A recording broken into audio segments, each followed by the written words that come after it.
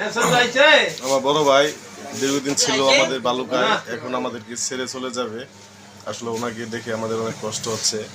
বালুকা প্রায় ছিল 5-7 বছর। ওনার দেশের বাড়ি হচ্ছে রাজশাহী, ফরিদপুর পদ্মার ওই পার। এখন মেয়েকে নিয়ে চলে যাবে ময়মনসিংহ, আর পরিবার নিয়ে চলে যাচ্ছে ফরিদপুরে। সকলেই ওনার জন্য দোয়া করবেন, আশীর্বাদ করবেন। আমাদের মাঝে ছিল, অনেকদিন ভালো ছিল, নিজে ভাইয়ের মতো ছিল। সে চলে যাবে, আসলে মানে নিতে পারি না, তারপর মানে নিতে হবে।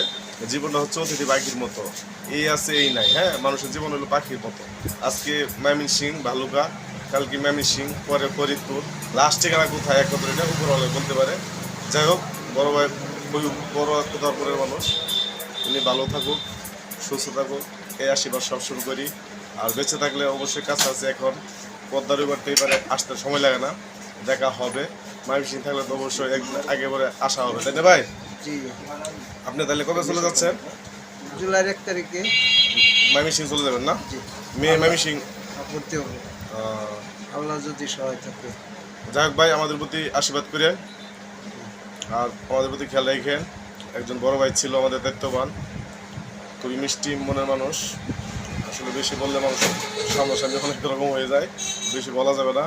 তো সবাই দোয়া করেন, আশীর্বাদ করেন ভাইয়ের জন্য। হ্যাঁ, ঠিক আছে, ভালো থাকেন ভাই। আসসালামু আলাইকুম রহমতুল্লাহ।